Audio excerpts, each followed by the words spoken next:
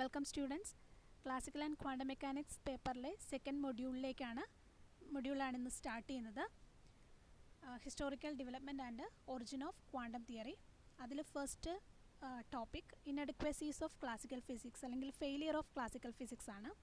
നമുക്കറിയാം classical mechanics അതിൻ്റെ chapter കഴിഞ്ഞതാണ്. അതെല്ലാം തന്നെ ഒരു മാക്രോസ്കോപ്പിക് ലെവലിലുള്ള കാര്യങ്ങളാണ് എക്സ്പ്ലെയിൻ ചെയ്യാനായിട്ട് കഴിഞ്ഞത്. ഒരു ആറ്റമിക് സബാറ്റോമിക് ലെവലിലേക്ക് വരുമ്പോൾ അവിടെയുള്ള പല ഫീച്ചേഴ്സ് ഫിനോമിനാസ് എക്സ്പ്ലെയിൻ ചെയ്യാനായിട്ട് ക്ലാസിക്കൽ ഫിസിക്സ് കൊണ്ട് കഴിഞ്ഞില്ല.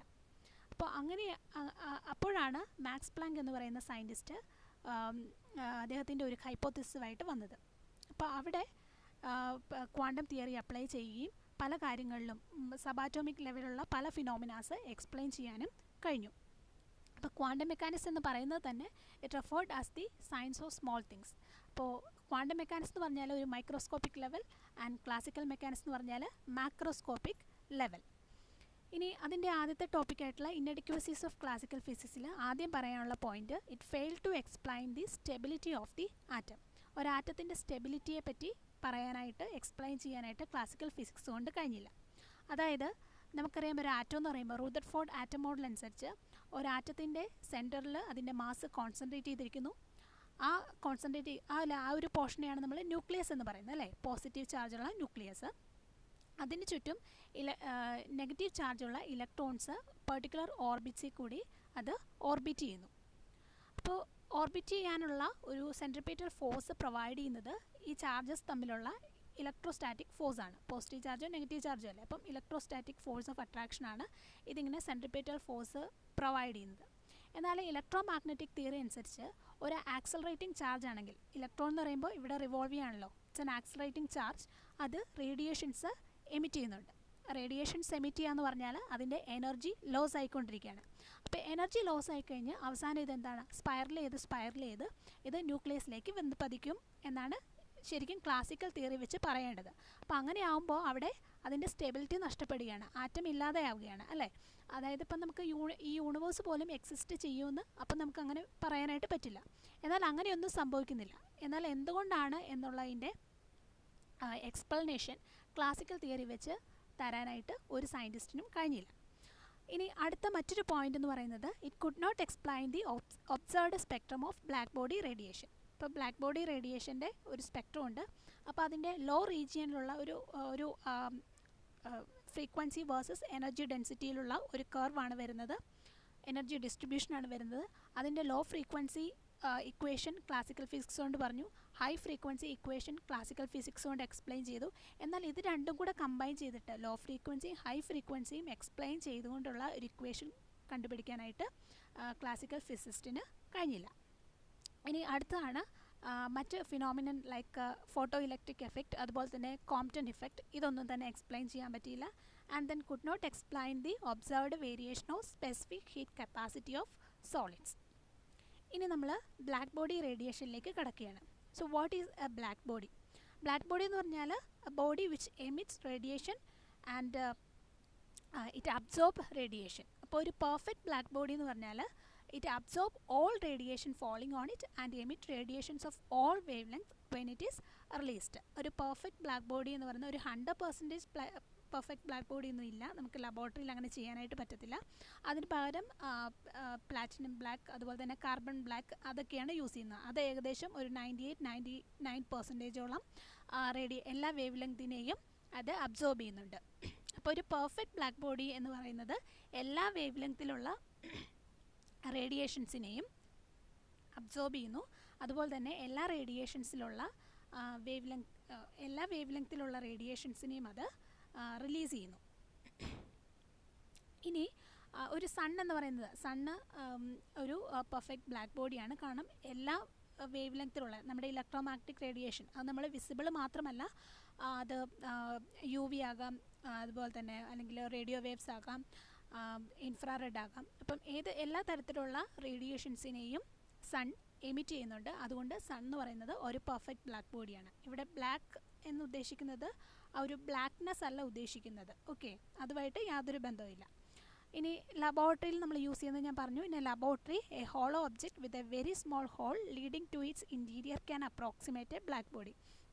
അപ്പോൾ ഒരു ഹോളോ ഒബ്ജക്റ്റ് ഉണ്ട്. അപ്പോൾ ഇതിനകത്ത് നമ്മൾ ബ്ലാക്ക് പെയിൻറ്റ് എന്താണ് ഒരു ഏകദേശം 98-99% റേഡിയേഷൻസിനെ അബ്സോർബ് ചെയ്യാൻ പറ്റുന്ന തരത്തിലുള്ള മെറ്റീരിയൽ യൂസ് ചെയ്തിട്ടുള്ള ബ്ലാക്ക് പെയിൻ്റാണ് ഇവിടെ കൊടുക്കുന്നത്.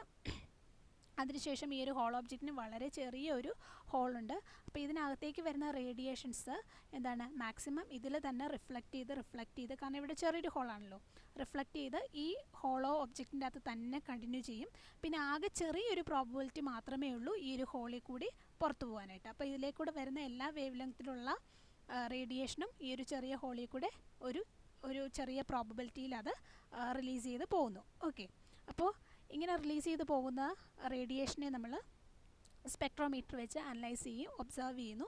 എന്നിട്ട് അതിൻ്റെ ഒരു എനർജി ഡിസ്ട്രിബ്യൂഷൻ കർവ് വരയ്ക്കുകയാണ് ചെയ്യുന്നത്. അപ്പോൾ അതിൻ്റെ അകത്തെ അങ്ങനെയുള്ള ഒരു ബ്ലാക്ക് ബോഡി നമ്മൾ ചെയ്യുകയാണെങ്കിൽ അതിൻ്റെ ഒരു സ്പെക്ട്രൽ ഡിസ്ട്രിബ്യൂഷൻ ഓഫ് എനർജിയാണ് ഇവിടെ കാണിച്ചിരിക്കുന്നത്. നമുക്ക് ഇങ്ങനെ ഒരു കർവാണ് കിട്ടുന്നത്. ഇതിൽ ഫ്രീക്വൻസി എക്സ് ആക്സിൽ, അതുപോലെ തന്നെ എനർജി ഡെൻസിറ്റി വൈ ആക്സിൽ കൊടുക്കുന്നു. ഇതൊരു പെർട്ടിക്കുലർ ടെമ്പറേച്ചറിൽ ഒരു യൂണിവേഴ്സൽ കർവായിരിക്കും. ഇപ്പം എക്സാമ്പിളായിട്ട് പറയുകയാണെങ്കിൽ ഒരു 1000 കെൽവിൻ ആണെന്ന് വിചാരിക്കാം. ഈ 1000-ൽ ഈ ഒരു ഡിസ്ട്രിബ്യൂഷൻ എന്ന് പറഞ്ഞാൽ ഇതായിരിക്കും, ഇതൊരു യൂണിവേഴ്സലായിരിക്കും, അതിനൊരു മാറ്റമില്ല. എന്നാൽ ടെമ്പറേച്ചറിന് മാറ്റം വരുമ്പം ഈ കർവിന് മാറ്റം വരും. ഇപ്പം ഒരു 2000 ആണെന്ന് വിചാരിക്കുക, അപ്പോൾ നമുക്ക് ഇങ്ങനെയായിരിക്കും ചിലപ്പോൾ കിട്ടുന്നത്. ഒരു 2000 ഇങ്ങനെയായിരിക്കും കിട്ടുന്നത്, ഒരു 3000 ഇങ്ങനെയായിരിക്കും കിട്ടുന്നത്. അപ്പം ഒരു പെർട്ടിക്കുലർ ടെമ്പറേച്ചറിന് ഇത് ഒരു യൂണിവേഴ്സലായിട്ടുള്ള കർവായിരിക്കും, അതിന് മാറ്റമൊന്നും സംഭവിക്കില്ല. അതുമാത്രമല്ല ഒരു പെർട്ടിക്കുലർ ഫ്രീക്വൻസിയുടെ ഒരു പെർട്ടിക്കുലർ വാല്യൂവിൽ ഈ ഒരു എനർജി ഡെൻസിറ്റി മാക്സിമം ആയിരിക്കും. ഒരു കർവ് കണ്ടാൽ അറിയാലോ, ഇവിടെ വരുമ്പോഴത്തേക്കും ഈ ഒരു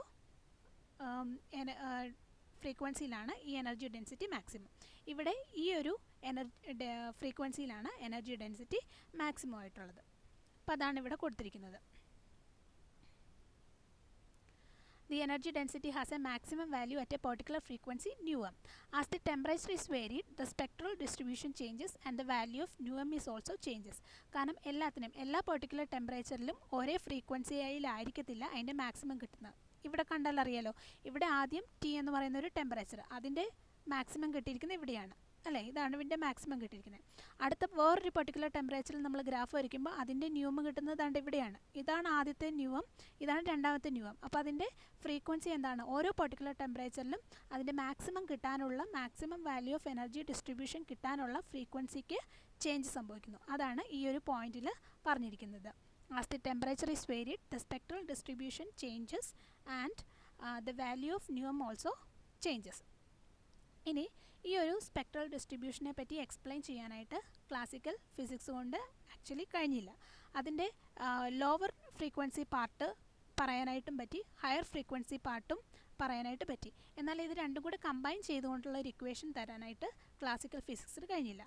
അപ്പോൾ ഇതിനെപ്പറ്റി സ്റ്റഡി ചെയ്തിട്ടുള്ള വീൻസ്, അതുപോലെ തന്നെ ലോർഡ് റൈലി, ജെയിംസ് ജീൻസ്, അങ്ങനെ കുറേ സയൻറ്റിസ്റ്റ് ഉണ്ടായിരുന്നു. അവരൊക്കെ കുറച്ച് ലോസ് നമുക്ക് പ്രൊവൈഡ് ചെയ്തു. അപ്പോൾ ആദ്യം വീൻസ് ലോ എന്ന് പറയുന്നത് U nu D nu is equal to U nu D nu എന്ന് പറയുന്നത് ആ ഒരു എനർജി ഡെൻസിറ്റിയാണ് within the range of nu and nu plus D nu is equal to 8πhn nu cube divided by c cube e raised to minus h nu divided by kt into d nu.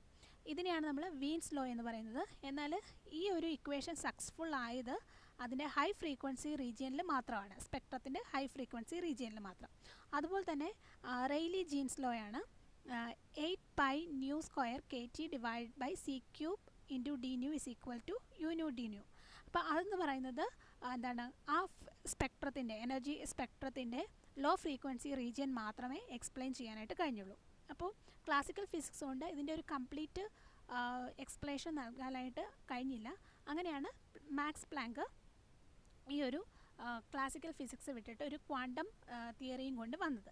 അപ്പോൾ max Planck ആദ്യം ചെയ്തത് he removed black body radiation from the framework of the classical theory. അപ്പോൾ classical theory എന്ന് പറയുന്ന ഒരു ഫ്രെയിംവർക്കിൽ നിന്ന് മാറ്റി. അപ്പോൾ ക്ലാസിക്കൽ തിയറി എന്ന് പറയുമ്പോഴത്തേക്കും നമ്മൾ ഉദ്ദേശിച്ചിരിക്കുന്ന ബ്ലാക്ക് ബോഡി, അപ്പോൾ ബ്ലാക്ക് ബോഡിയിൽ എന്താണ് റേഡിയേഷൻസ് അബ്സോർബ് ചെയ്യണം അല്ലെങ്കിൽ എമിറ്റ് ചെയ്യണം. അപ്പോൾ അബ്സോർബ് ചെയ്യുന്ന എമിറ്റ് ചെയ്യുന്ന ആരാണ്, ഓസിലേറ്റിംഗ് ചാർജാണ് അല്ലേ. അവിടെ ഇഷ്ടംപോലെ ചാർജസ് ഉണ്ട്, ആ ചാർജസ് ഓസിലേറ്റ് ചെയ്യുന്നുണ്ട്, വൈബ്രേറ്റ് ചെയ്യുന്നുണ്ട്, ഓസിലേറ്റ് ചെയ്യുന്നുണ്ട്. അപ്പോൾ അതിനെ നമുക്ക് ഓരോ ഓസിലേറ്ററായിട്ട് കൺസിഡർ ചെയ്യാം. അപ്പോൾ ഇങ്ങനെ എമിറ്റ് ചെയ്യുന്നതോ അല്ലെങ്കിൽ അബ്സോർബ് ചെയ്യുന്നതോ ആയിട്ടുള്ള റേഡിയേഷൻ ഒരു കണ്ടിന്യൂസ് മാനറിലാണ് ഇത് എമിറ്റ് ചെയ്യുന്നതെന്നാണ് ക്ലാസിക്കൽ തിയറി പറയുന്നത്. എന്നാൽ ക്വാണ്ടം തിയറി അനുസരിച്ച് അവിടെ മാക്സ് പ്ലാങ്ക് പറഞ്ഞത്, മാക്സ് പ്ലാങ്കിൻ്റെ ഹൈപ്പോത്തിസിസ് പറയുന്നത് the emission and absorption of radiation by matter take place not in a continuous steps but in discrete unit or quanta of energy. ഇങ്ങനെ continuous ആയിട്ടല്ല ഈ energy radiation നടക്കുന്നത്, അബ്സോർപ്ഷനും എമിഷനും നടക്കുന്നത്, മറിച്ച് എന്താണ് ഒരു ഡിസ്ക്രീറ്റ് യൂണിറ്റ് ആയിട്ടാണ്. കണ്ടിന്യൂസ് അല്ല, ഒരു ഡിസ്ക്രീറ്റ് ആയിട്ടാണ്, ഒരു ക്വാണ്ടം ഓഫ് എനർജി, ഒരു പാക്കറ്റ് ഓഫ് എനർജി ആയിട്ടാണ് ഇത് നടക്കുന്നതെന്ന് പറഞ്ഞു. ആ പാക്കറ്റ് ഓഫ് എനർജി അല്ലെങ്കിൽ ക്വാണ്ടം ഓഫ് എനർജിയാണ് നമ്മൾ ഫോട്ടോൺ എന്ന് പറയുന്നത്.